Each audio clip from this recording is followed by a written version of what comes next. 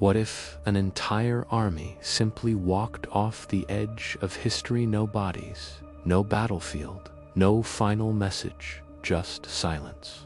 They say the desert remembers everything, but the wind that sweeps across the dunes of eastern Persia carries no hint of the men who vanished there. And yet, if you listen long enough, as the sun melts into the horizon and the world blurs into heat and shadow, you might almost hear them: marching boots, muted voices, the soft clatter of shields, echoes of a legion that should not have been forgotten, echoes of men who should not have disappeared. This story begins with dust, a single plume rising from the scorched earth, barely visible, like a mirage. Beneath it, thousands of soldiers move in disciplined formation, their armor dulled by weeks of relentless sun. They march not with pride or triumph, but with something different, something quieter, heavier, as if they already sense that they are crossing into a place no map fully dares to name. The year is unclear, the accounts contradictory, but the legend focuses on one particular Roman detachment, a legion, broken, battered, and far from home. They were said to be survivors of a disastrous battle, men who had watched their comrades fall under the crushing tide of a foreign empire. Their general was dead, their banners, torn and blackened, fluttered like dying birds. They moved southward, away from the carnage, with only a handful of officers still able to command.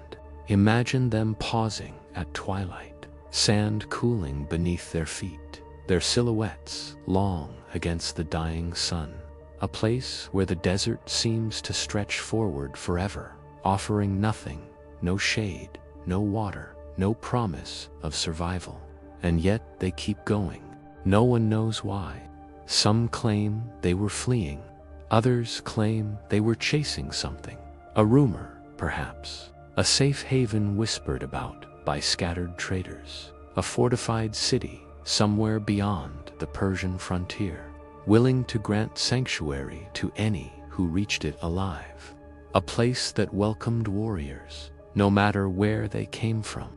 Whether the legion believed this, or simply needed to believe something, anything, is lost to time. But what is known, or at least whispered across centuries, is that this fractured Roman force made a fateful decision. Instead of turning westward, the lands that could have led them home, they turned deeper into the east, into silence. Night after night, the stars wheeled above them like watchful eyes. The moon traced their journey, pale and cold. And in those quiet moments, when the desert chilled and their fires flickered low, doubt must have crept in. Some surely questioned their choices. Others likely wondered if they were already dead men walking, if the desert was just a slow, inevitable executioner. Still they marched. When dawn returned, it found the legion smaller than the day before. Some succumbed to heat, others to wounds left untreated. A few, perhaps, slipped away into the dunes, choosing solitude over the uncertain fate of the group. Yet the formation never fully broke. Discipline, even in despair, held them together like invisible chains. And then came the crossing. Historians debate which desert it was, Dashti, Kavir, Dashti, Lut, or some unnamed expanse swallowed by time.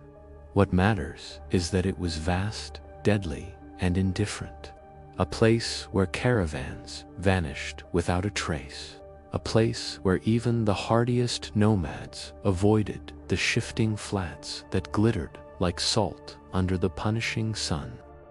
It was here, somewhere in this labyrinth of burning earth, that the legion faced its greatest trial. For days they walked without water. Their shields grew hot to the touch. Their armor became a prison of sweat and metal. Sandstorms swept in without warning, turning the sky into a churning wall of red and gold. The sun hammered down like a forge, but the men pressed forward, driven by something unspoken: fear, hope, desperation, all merging into a single force more potent than orders. Just when collapse seemed certain, they saw it. A city rising from the desert like a mirage. High walls, symmetrical lines, watchtowers jutting into the sky.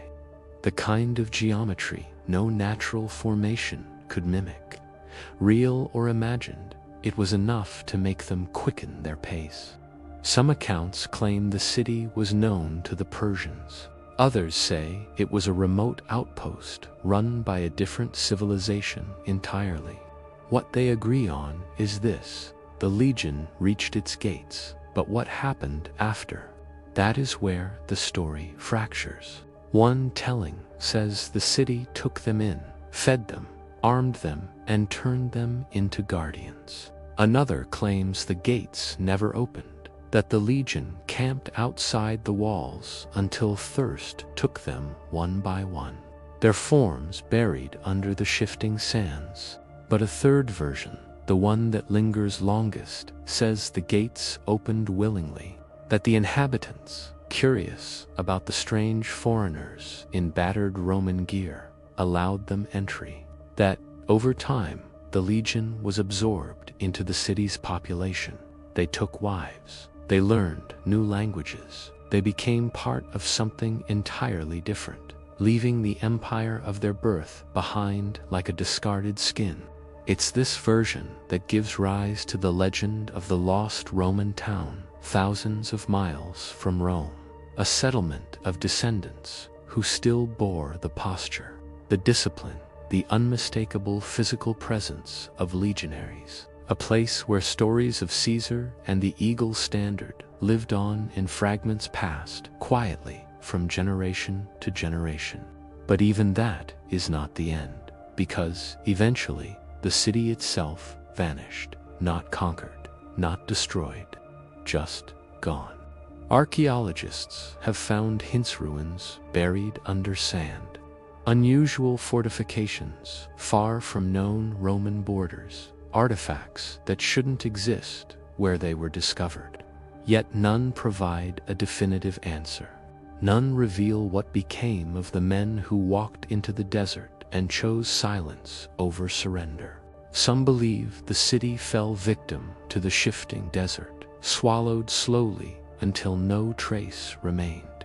Others think its people fled from an approaching threat, taking their Roman-influenced culture with them to yet another hidden location. And a few insist the legion never truly assimilated, that they became a private force within the city, a silent army in reserve, waiting for a battle that never came. But the strangest part, local tribes in parts of Iran, Afghanistan, and Western China have long told stories of foreign warriors who once lived among them, men with strange shields, strange drills, strange ways of marching, men who fought with discipline unknown to their neighbors. Names are forgotten, dates blurred, but the shape of the legend remains. Imagine that, a legion living on, not in records or marble inscriptions, but in memory soft, shifting, carried by people who never knew their origins, yet preserved them in tales told around firelight. And if you stand in certain places at dusk, when the heat fades and the shadows stretch long across the sand, some claim you can still see footprints half buried in the dunes, arranged in a perfect line, measured, synchronized, marching steps, steps that lead nowhere, steps that refuse to be erased. But one unresolved question lingers like a cold breath on the back of the neck. Why did the legion continue east in the first place? What force, political, supernatural, or deeply personal, pulled them toward a land far from home, far from safety, far from everything they once swore to defend? Some theories point to betrayal, others to prophecy, and a few whisper that the legion was carrying something, an object, a message, or a fugitive, important enough to risk everything for. Whatever the truth is, it remains buried under centuries of dust, waiting for someone brave enough to uncover it.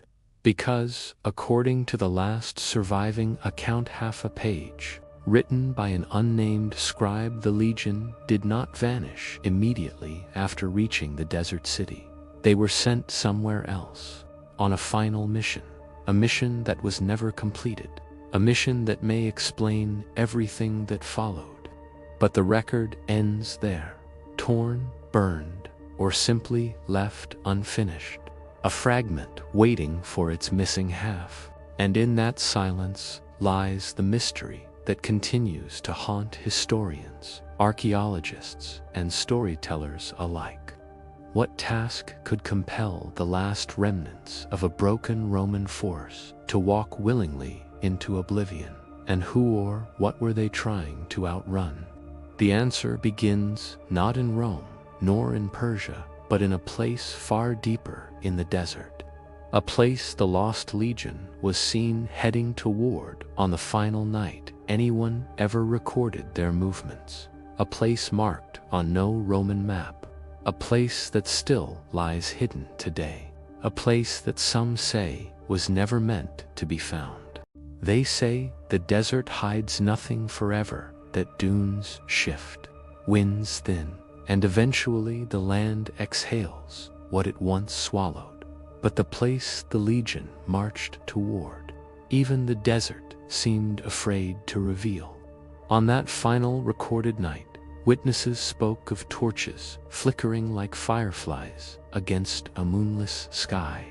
The legion moved in near-perfect silence, their shadows merging into a single dark river flowing eastward. No banners, no music, just the slow, steady thrum of exhausted feet. Behind them, the city's gates closed with a sound that resembled a sigh, resigned, almost mournful, as if it knew those men would never again return. For days, no one knew where they'd gone.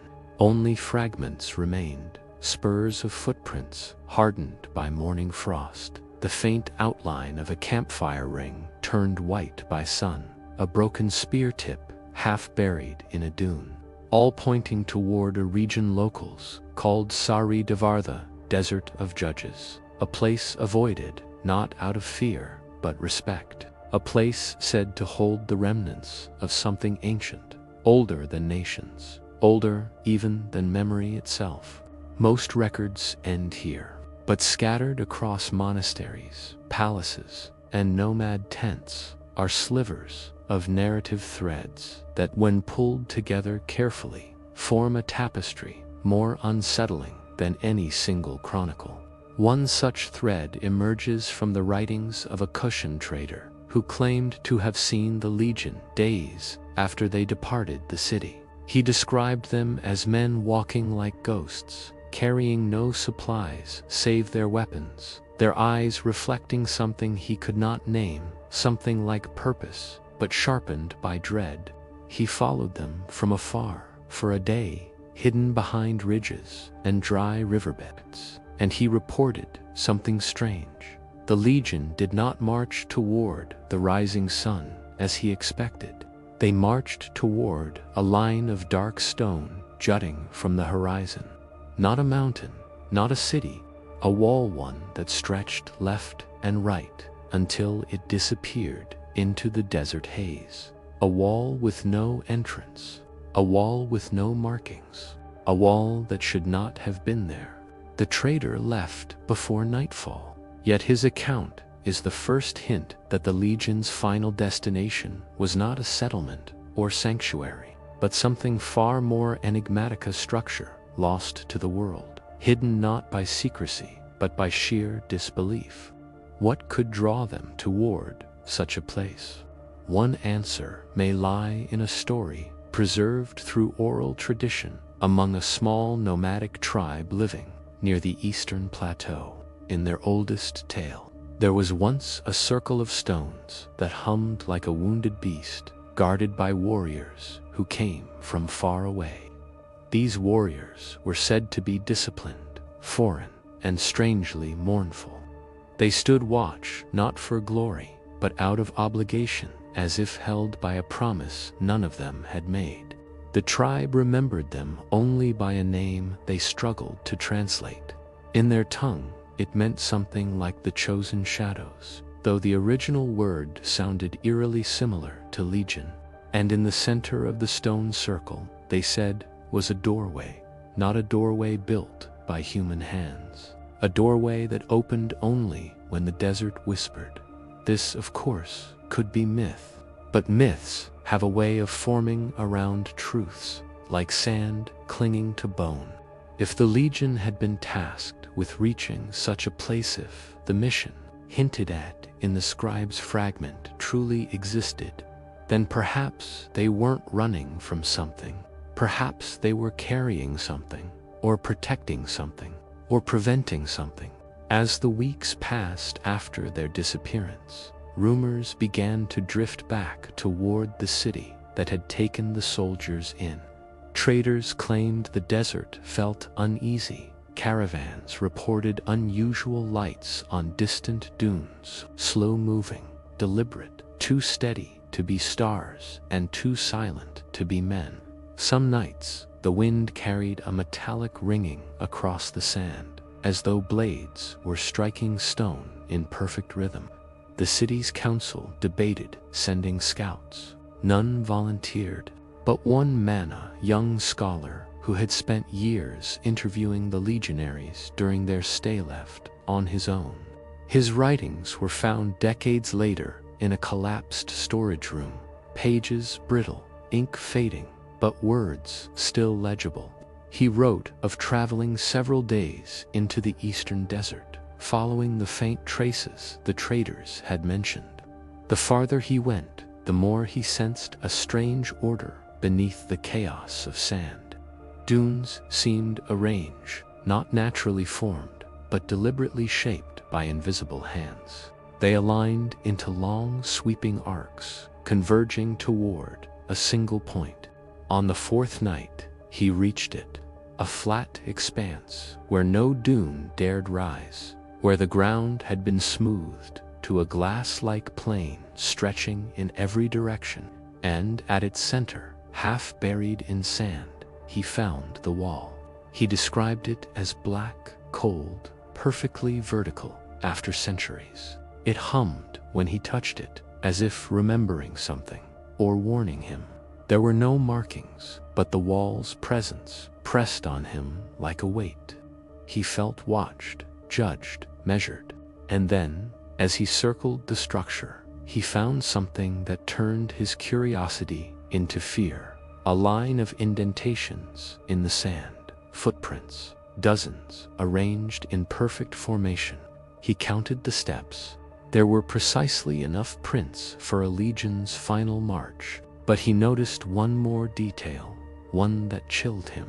The footprints did not lead away. They all ended at the wall and vanished. Every single one. The scholar fled.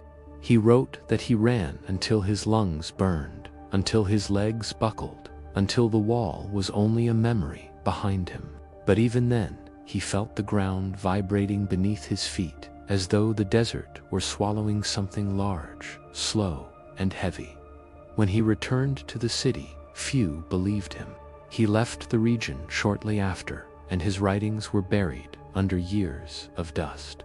But his account offers the closest glimpse of what might have happened to the Legion. Still, one question gnaws at the edges of the story.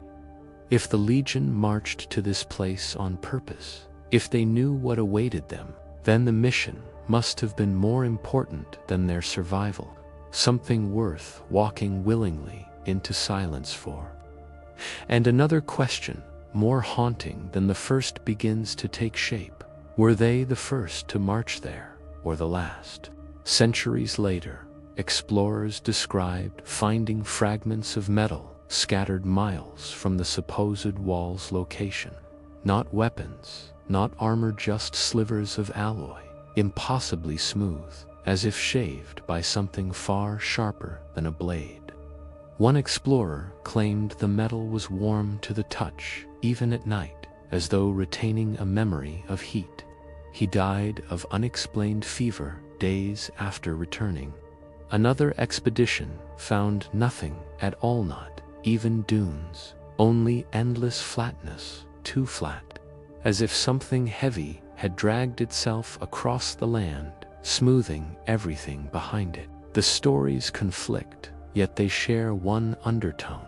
Something unnatural echoes in the desert, something tied to the Legion's final march. But perhaps the most disturbing clue emerges from a much later period, a 12th century chronicle describing a group of travelers who encountered a cluster of ruins deep in the desert.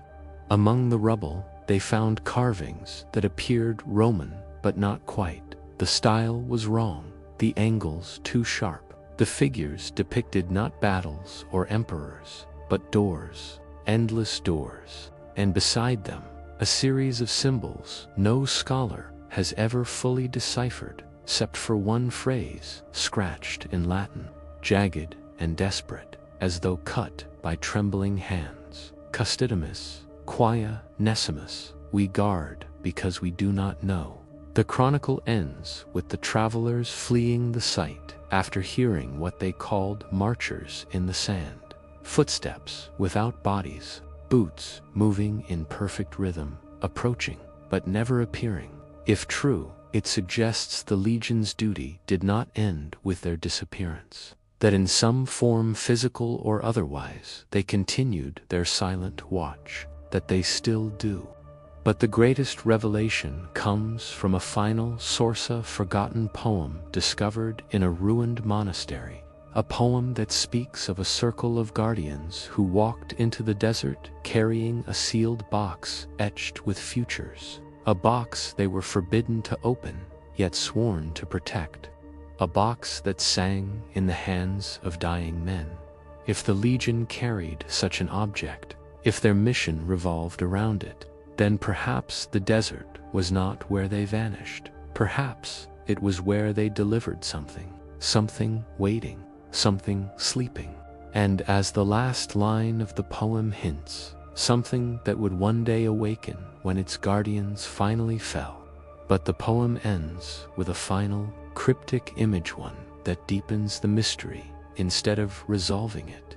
It describes the box being lifted toward a doorway of light, a doorway that opened not upward, but inward, a doorway shaped exactly like the wall, and standing before it, a legionary with no shadow, a moment that feels less like an ending and more like the beginning of something the world was never meant to remember, something that stirs, even now, beneath the sand, something waiting for the next footstep. For years, the vision of a shadowless legionary standing before an impossible doorway had lived only in fragment-synced lines, half-spoken poems, stories carried like desert dust. But what mattered was not the vision itself.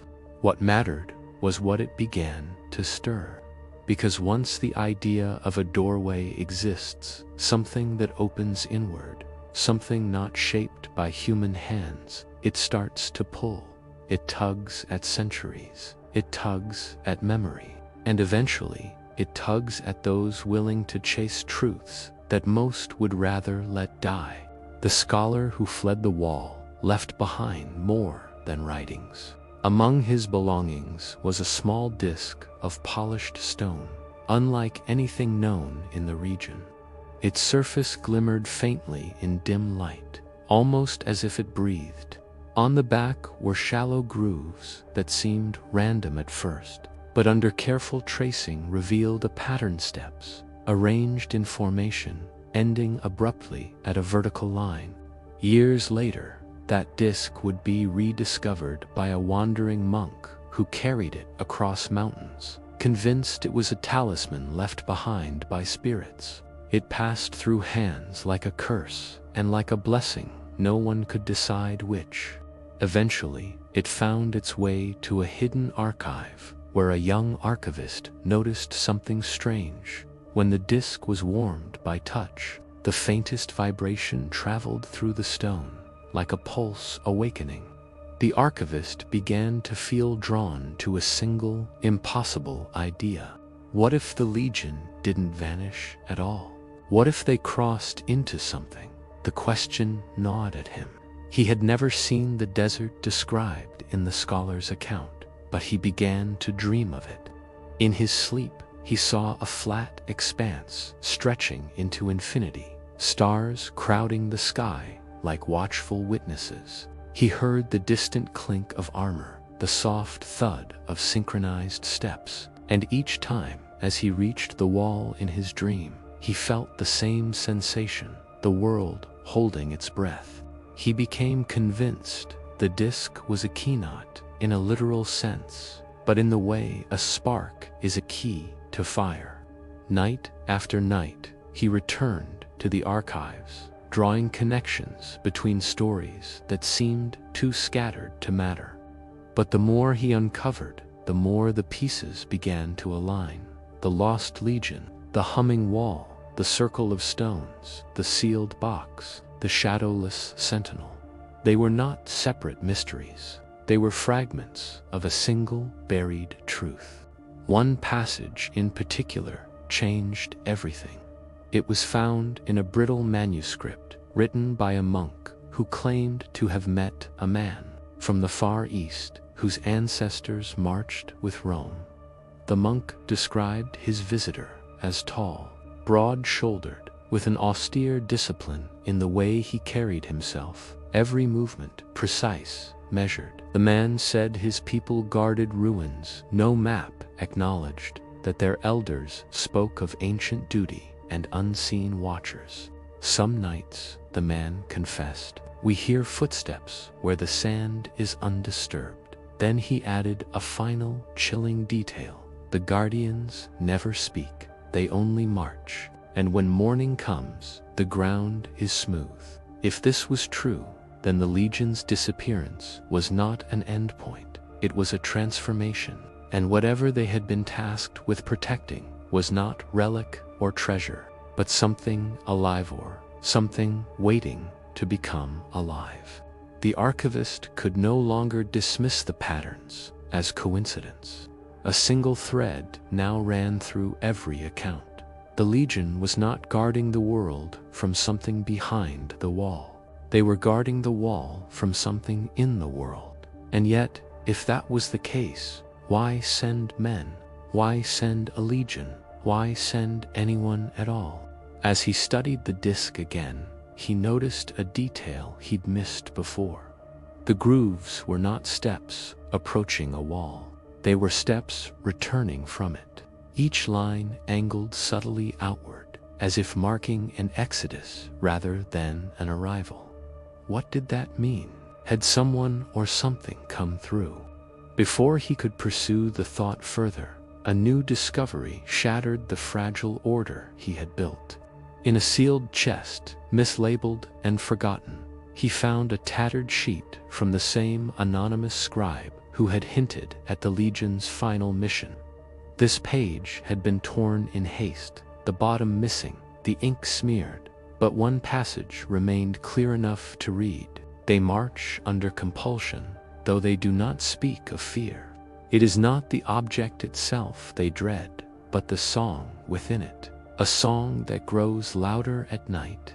One hears it only when alone. It calls to the marrow. It calls to the blood.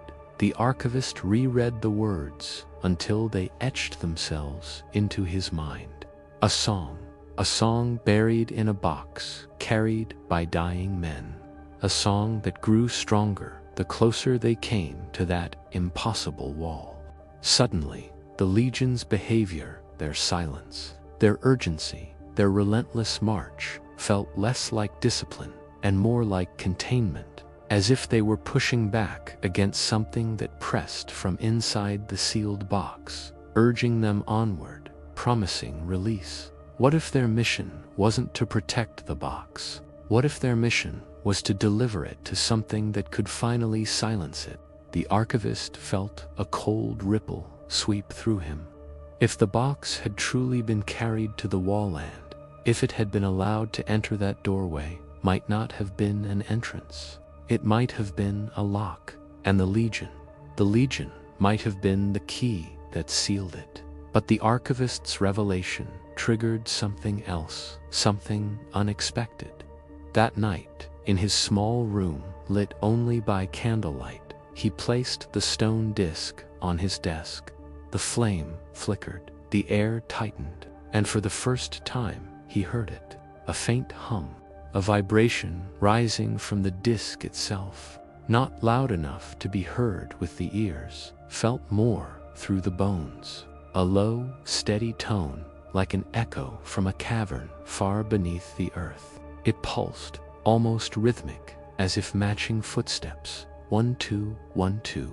He stumbled back, heart hammering. The hum faded only when he dropped the disc. Silence returned, but not the same silence as before. This one felt charged, expectant, as if something had awakened and was now listening.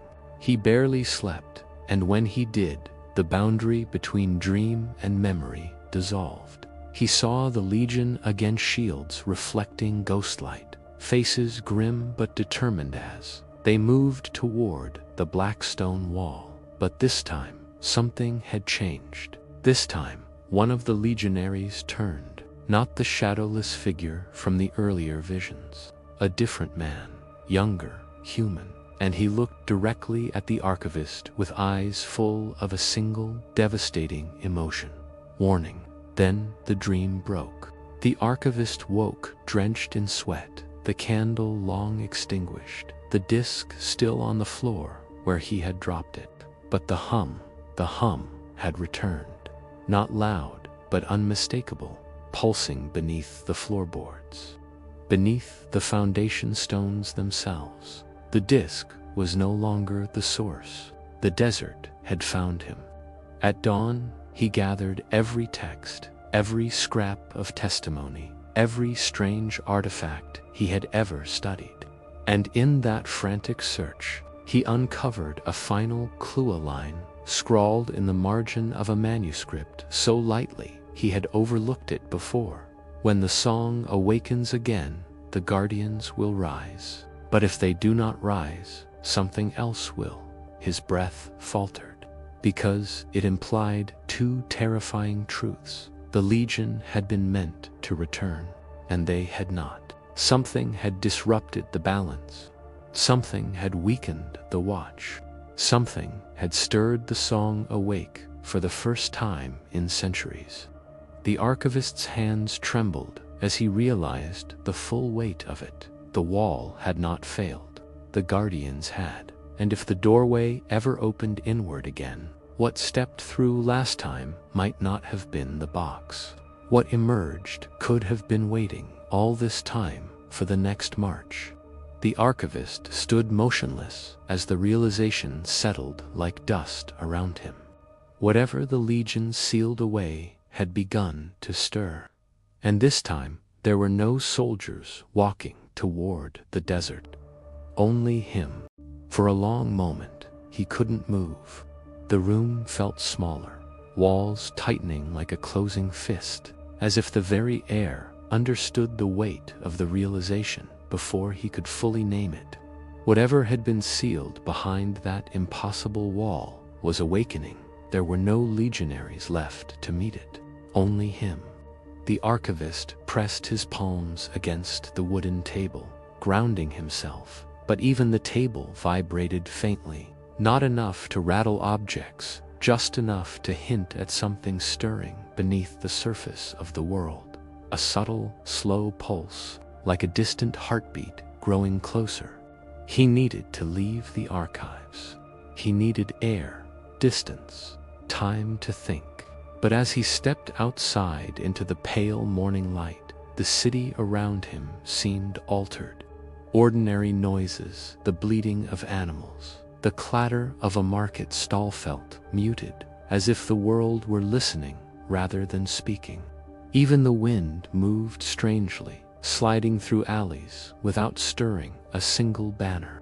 He tried to steady himself with logic. Perhaps the vibration was nothing more than imagination, stress, fatigue, the echo of too many legends. But deep down, he knew better. Every instinct told him the truth was far larger, far older, far more deliberate than he had ever guessed. He walked the streets with the disc tucked inside his coat, its weight impossibly heavy for something so small. It radiated a faint warmth, a presence that felt almost like breath on his chest. And the longer he carried it, the more he sensed a pull, a direction, not a command, but an invitation, toward the desert, toward the wall, toward the place where the Legion had vanished. He resisted at first. He wasn't a soldier. He wasn't even a storyteller. He was a keeper of forgotten names and buried ink. What could he possibly offer a mystery that had swallowed an entire legion? But the disc pulsed again, and this time it wasn't subtle. It throbbed with the same rhythm he had felt in the floorboards, a low, resonant call that seemed to bypass the ears entirely. The archivist stopped walking. He pressed a hand to his chest and felt the beat of the disc against his heartbeat, to separate rhythms slowly aligning. And then the sky dimmed, just for a second, as though a cloud had passed over the sun. But there were no clouds. He looked up. The light seemed thinner, faded, as if distance had suddenly stretched between the world and the sky. People around him paused, puzzled, murmuring. A child pointed upward with a trembling hand. Even the animals grew restless, stamping their feet, tugging at harnesses. Another pulse shivered through the disc. This one, stronger. The archivist knew then that whatever had been locked away was reaching outward, searching, testing the edges of its confinement. And the wall, wherever it stood now, if it still stood at all, was no longer impervious.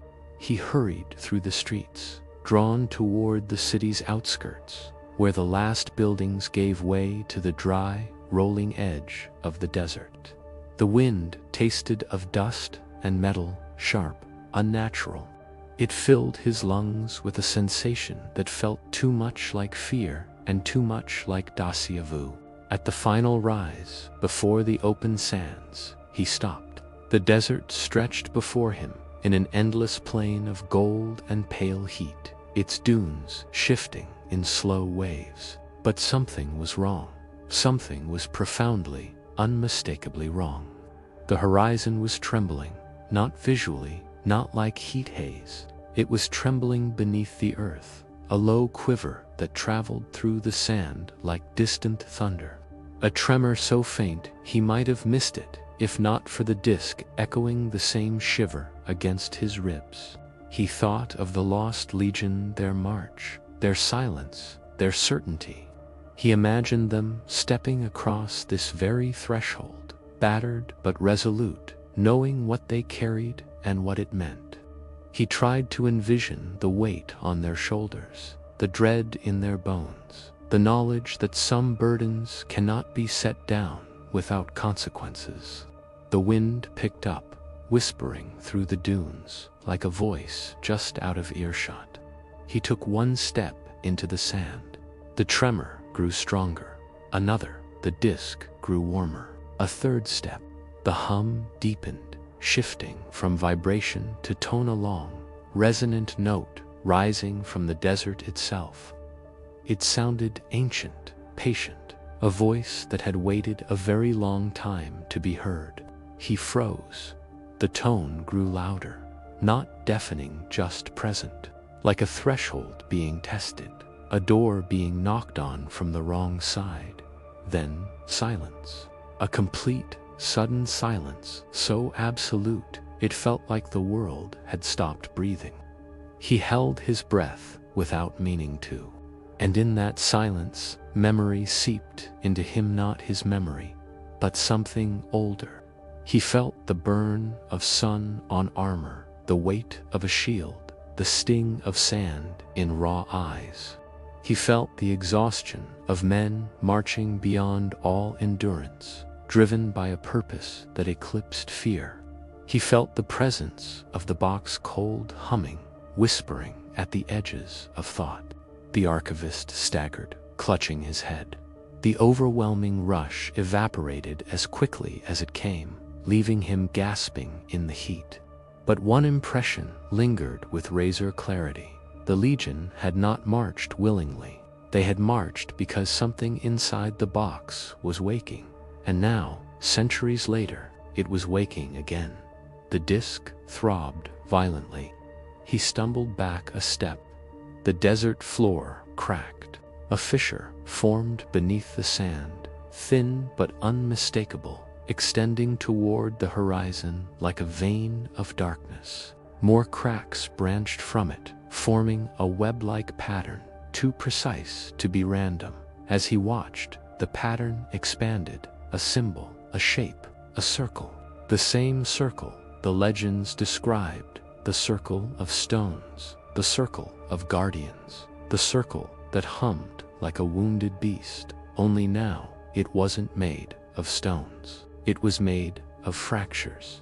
The circle glowed faintly, a pale, sickly luminescence rising from beneath the sand. The archivist stepped back, trembling, as heat rippled upward. The air thickened with the smell of dust and something else, something like burning metal and cold stone. Then he heard it. Footsteps, not many, just one measured step inside the circle of cracks, followed by another, a slow, steady rhythm, not marching, approaching. He peered through the wavering heat. A silhouette materialized, tall, rigid, impossible. A legionary, armor dulled, shield cracked, helmet dented by age or battle. But his posture was unmistakable, disciplined, unyielding. His features were lost in shadow, but his steps were precise, deliberate, each one landing directly on the glowing cracks. The archivist's breath caught. The legionary shadow stretched behind him, long, sharp. This was not the sentinel described in the legends, not the shadowless guardian, not the impossible apparition from the doorway. This was a human step, a human shadow, a human presence. The archivist's pulse pounded in his ears. If one had returned, what did it mean? The soldier stopped at the edge of the glowing circle. He raised his head, and though the heat distorted his features, there was no mistaking the expression etched into whatever remained of his face: urgency. He lifted a trembling hand and pointed to the disc in the archivist's coat. Then he pointed toward the horizon, toward a place beyond sight, beyond reason, toward the wall. The archivist felt the world tilt, everything narrowing into a single, unbearable truth. The guardians had not fallen. They had been recalled, and something had followed them back. The legionary took one final step, and the desert beneath him split wide open, swallowing him whole in a rush of heat, light, and silence. The archivist stared at the empty sand where the soldier had stood seconds before, and then the horizon began to glow. The tremor deepened into a steady, rising rumble. Something was coming, something the Legion had failed to contain, and the archivist understood with cold clarity that whatever waited behind that wall was no longer sleeping. It was arriving. The scream of the mountain wind was the first thing that answered him. No voices, no movement, only the thin, whistling breath of a world that had outlived everything he thought he understood. Lucien stood at the edge of the ravine, his fingers still trembling from what he'd seen in that impossible flash of memory. The Legion not dying, not retreating, but stepping forward as if crossing a threshold no one else could perceive. The realization felt like a stone dropped into the deepest well-known sound. Only wait. Valerius called his name, but his voice sounded farther than it should, swallowed by the growing pressure in the air. Lucien didn't turn. His eyes remained locked on the narrow path ahead, the one that seemed to shimmer with something not quite light and not quite shadow. The same path the Legion had taken, the same path the old woman had warned them never to follow. He took a step forward anyway. Valerius cursed under his breath and hurried to catch him, grabbing his arm. Lucien expected him to pull back, to argue, to demand an explanation. Instead, Valerius only asked quietly, "What did you see?" Lucien tried to speak, but his throat felt parched, as though the truth was too dry to swallow, too sharp to voice. He managed only fragments. They weren't running, they crossed into something else. Valerius stared at him, waiting for more, but the words refused to take shape. The memory, vision, dream, whatever it had been, still flickered at the edges of Lucien's mind like a dying candle that refused to be snuffed out. A wall of white light, a silence thicker than snow, a presence watching. Valerius followed his gaze down the winding, mist-choked path. "If they went that way, then we follow," he said with forced steadiness. "We didn't come this far to turn around now." Lucien hesitated. His instincts screamed at him to retreat, to pretend none of this was happening. But his feet moved on their own, compelled by something older than fear and stronger than reason. They descended into the mist together, step by step, as the world grew unnaturally quiet around them. The fog wasn't normal. It clung to their faces, damp and strangely warm, as though they were walking into the exhale of some enormous sleeping creature. Their torches dimmed, the flames shrinking to small red coals. Even their footsteps sounded wrong, dulled, distant, as if the ground were swallowing the impact. Lucien stopped. "Do you hear that?" Valerius listened, and slowly his expression hardened. It wasn't a sound, exactly, more like an absence of one. The further they walked, the more the world drained of noise. The wind faded, then the rustle of their clothes, then even their breathing felt muffled. Soon the only thing Lucien heard was the frantic thud of his own heartbeat. When the path finally widened into a plateau, the fog parted just enough to reveal a stretch of ground marked by footprints, hundreds of them, some shallow, some deep, all facing the same direction. But they didn't continue into the distance, they simply stopped, mid-stride, as though the Legion had reached an invisible boundary and vanished into air. Valerius knelt, touching one of the impressions. It was unmistakably Roman, formed by the hobnails of standard military caligae. "They were here," he whispered. "All of them." Lucien felt the back of his neck prickle. The plateau wasn't just a point on a path. It was an intersection between the world they knew and something else entirely. The moment he realized this, the fog trembled. A sound surfaced beneath it, faint but rising like distant chanting, low, rhythmic, in a language neither of them recognized. Valerius stiffened. Lucien stepped backward instinctively, but the mist pressed behind him like a wall. The chanting grew louder. It circled them, everywhere and nowhere at once, vibrating through the stone beneath their feet. Valerius reached for his sword. Lucien felt for his, but found his hand reluctant to grip the hilt. When the fog split open, it didn't disperse, it peeled back like curtains pulled by invisible hands. Beyond it lay a chasm glowing with pale, pulsating light. The chanting stopped in an instant, replaced by a soft, resonant hum that felt like the earth itself was speaking. On the opposite side of the chasm stood silhouettes, rows of them, human shapes, still and silent, each holding a spear pointed downward. Their armor glimmered faintly in the ghostly glow. Valerius let out a shaky breath. "Is that them?" Lucien didn't answer. he felt something inside him shift, like a door he didn't know existed had just opened. He took a careful step forward, peering across the divide. The silhouettes didn't move, but one of them, one raised its head, even from the distance. Lucian sensed its gaze lock onto him. A pressure settled in his chest, heavy enough to force him to kneel. Behind him, Valerius called his name again, but the sound was swallowed by the rising hum.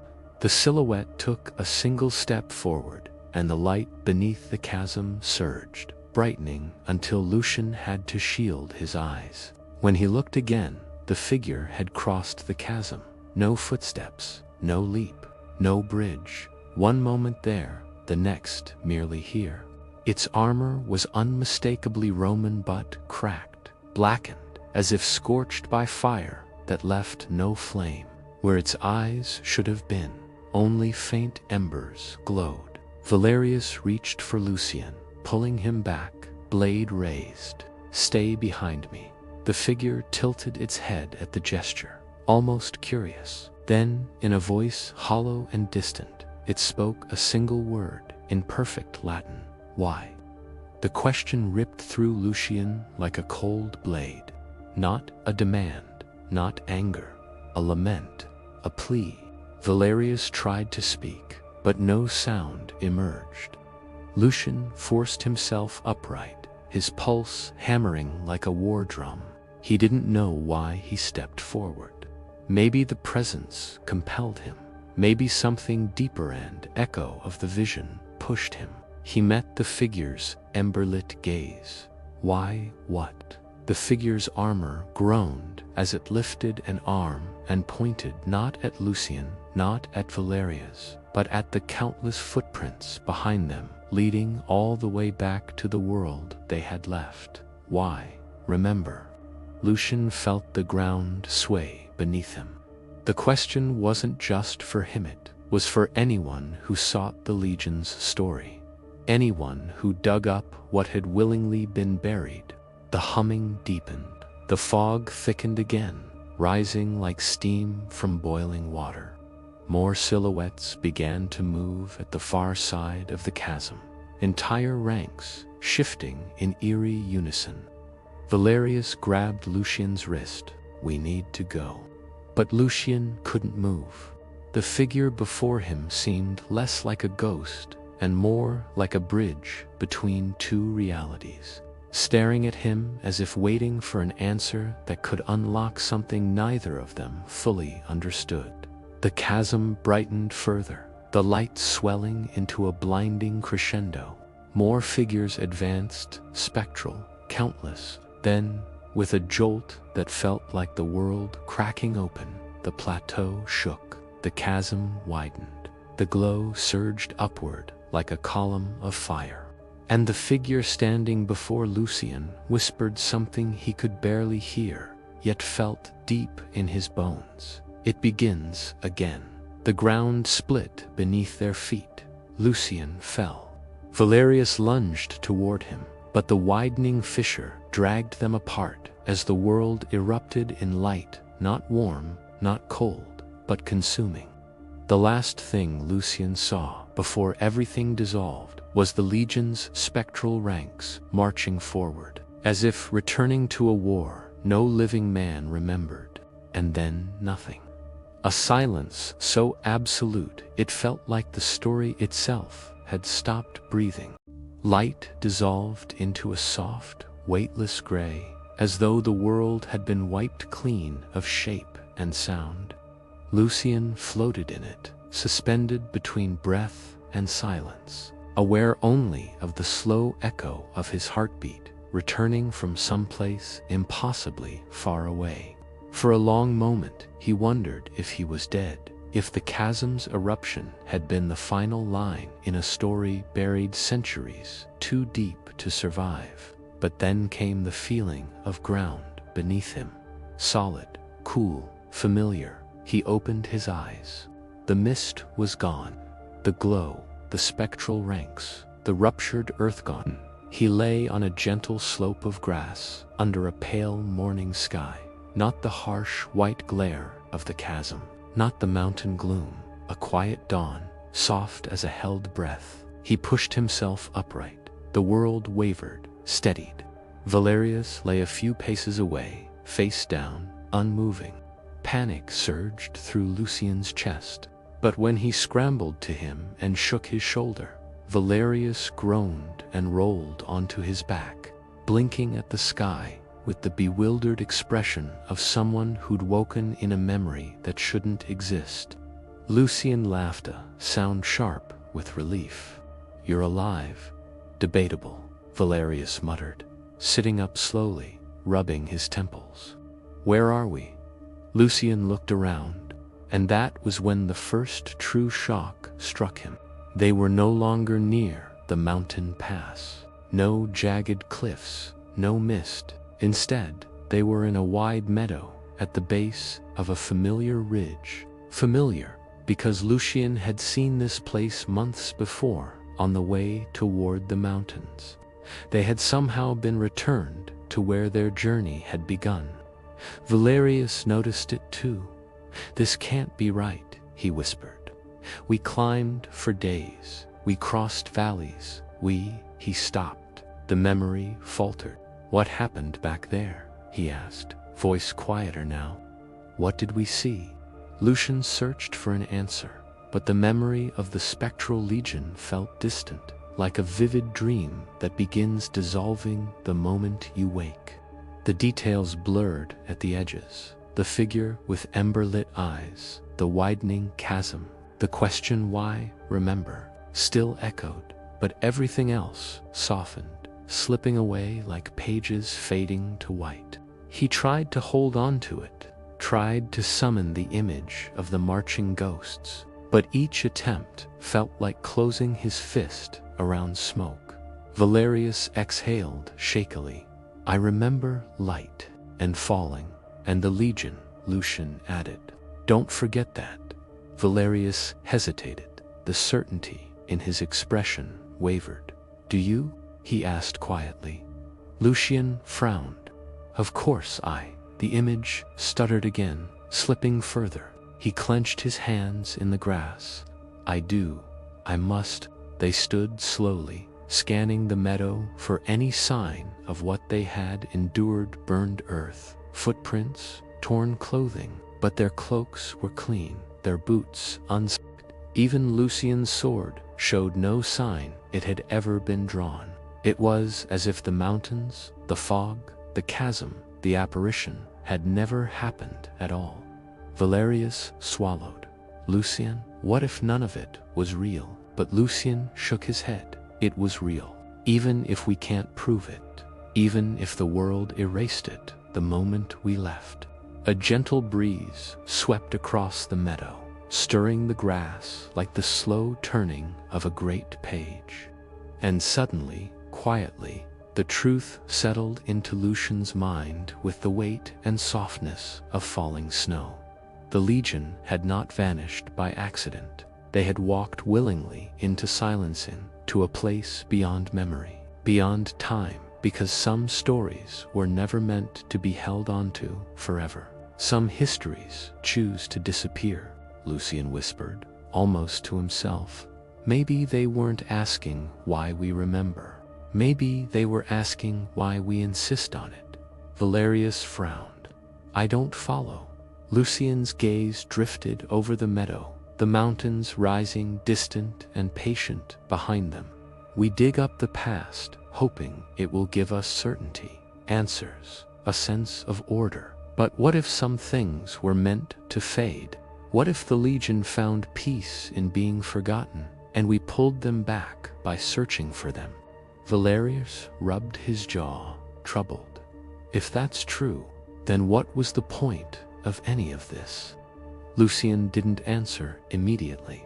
The wind stirred again, carrying the faint scent of pine and distant water, grounding them in the world they knew, the world that remained. "Maybe," Lucian said softly, "the point wasn't to learn what happened to them. Maybe it was to understand something about ourselves." Valerius arched a brow. "Which is what?" that there are silences we're not meant to fill, that some mysteries are part of the world's balance, not flaws in it, and that remembering isn't always an act of honor. Sometimes it's an act of disturbance. Valerius stared at him for a long moment. Then he shook his head and laughed softly. Leave it to you to find philosophy in a field after nearly dying.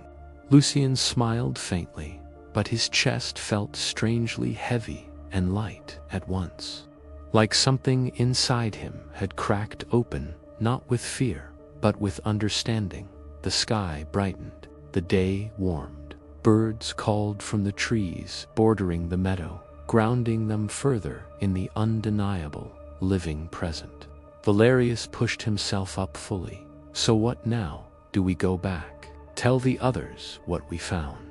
Lucian looked him straight in the eyes. Tell them what? That we saw something we can no longer prove. That a legion stepped into a silence that swallowed even the memory of itself. He shook his head. No, some stories stay where they happened. Valerius considered this, then nodded slowly. Then we walk home. They began across the meadow, boots brushing through tall grass. There was no rush in their steps, no urgency, only the quiet certainty that whatever had happened in the mountains had marked them even if the world offered no evidence. And as they walked, Lucian felt a final realization settle inside him, like a coin placed gently into an open palm. The Legion had not been lost. They had been released, freed from the grasp of history, freed from the weight of being remembered or interpreted, or dragged into endless retellings. They had chosen silence and, in doing so, taught him the strange sacredness of letting go. At the edge of the meadow, Lucian paused and looked back one last time. The grass swayed. The sky shone faintly gold. Nothing of the extraordinary lingered. And yet, a quiet presence hummed faintly in the air, like the final note of a song that refuses to fully disappear. He whispered into the wind, "Be at peace." Valerius waited beside him, eyes soft, ready. Lucian nodded. Yes, let's go. They stepped onto the familiar road, two figures returning, not with answers, but with a kind of unspoken wisdom, one that would echo in their thoughts long after their footprints faded. And far behind them, in a place no map remembered, the silence waited whole, untouched, unbroken, keeping its secrets with a serenity that needed no witness. Later, when Lucian would lie awake at night, staring at the ceiling by firelight, he would hear again the figure's final whisper, "It begins again," and he would wonder not with fear, but with reverence whether all stories, even those that fade, live on in the spaces between memory and forgetting. He would wonder where silence goes when no one listens. And he would wonder, most of all, what choices of his own might someday drift into that same quiet place beyond time. If this story made you feel something, if it sparked a thought or a question, don't forget to like, comment your reflections, and share it with someone who might need a little mystery in their day.